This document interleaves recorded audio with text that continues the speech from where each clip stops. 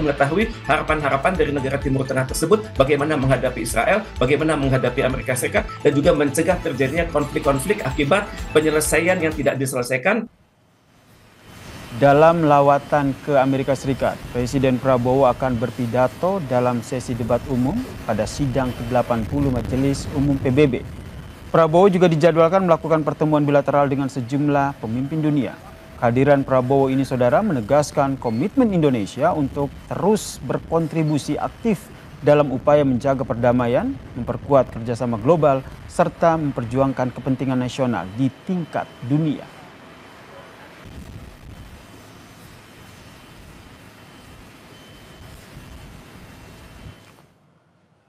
Presiden kan baru aja. Setibanya di depan hotel, Presiden Prabowo Subianto disambut sorak-sorai diaspora yang menyanyikan yel-yel penyambutan. Ada sekitar 30 diaspora yang terdiri dari mahasiswa, masyarakat, serta perwakilan dan juga keluarga Konsulat Jenderal RI yang menyalami Prabowo Subianto dan berbincang dengan Prabowo Subianto, saudara. Setelah itu, ada dua anak kecil yang mengenakan pakaian adat memberikan bunga kepada Presiden Prabowo. Ada aspirasi bagi diaspora yang ada di Amerika. Iya sih, kebetulan Pak. Setelah 10 tahun absen, Presiden RI akhirnya akan hadir langsung di sidang Majelis Umum PBB ke-80 di New York, Amerika Serikat. Tak hanya hadir, namun Presiden Prabowo juga akan berpidato sebagai pembicara.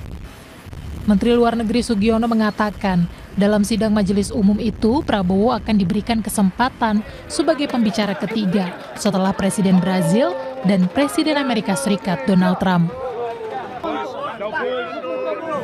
Umum Perserikatan Bangsa-Bangsa yang ke-80 menghadiri beberapa agenda, utamanya nanti ada agenda tentang two-state solution pada tanggal 22 September yang kemudian akan dilanjutkan dengan acara pembukaan dan debat pada sidang umum tanggal 23 September. Beliau mendapatkan urutan berbicara yang ketiga setelah Brazil dan Amerika Serikat. Pakar Hubungan Internasional dari Universitas Padjadjaran Teguh Reza Shah menyebut kesempatan Presiden Prabowo Subianto untuk berpidato di Majelis Umum PBB merupakan panggung emas bagi Indonesia. Teguh berharap salah satu isu yang diangkat Prabowo dalam pidato nanti adalah soal konflik kemanusiaan di Gaza, Palestina. Ini merupakan panggung emas bagi sejarah negara Republik Indonesia. Ini merupakan kado diplomatik bagi RI di usia 80 tahun.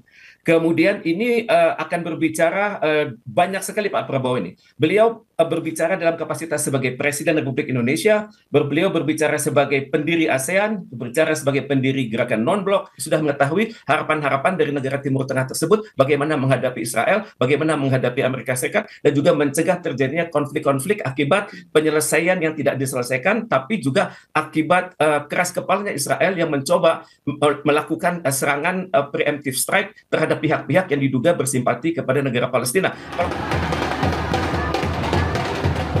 Sebelumnya, Menteri Luar Negeri RI juga sempat mengatakan, selain berbicara soal perdamaian dunia dan isu global Palestina, Presiden juga akan mengangkat isu penyerangan terhadap Qatar, reformasi multilateralisme, dan peran negara-negara di Global South.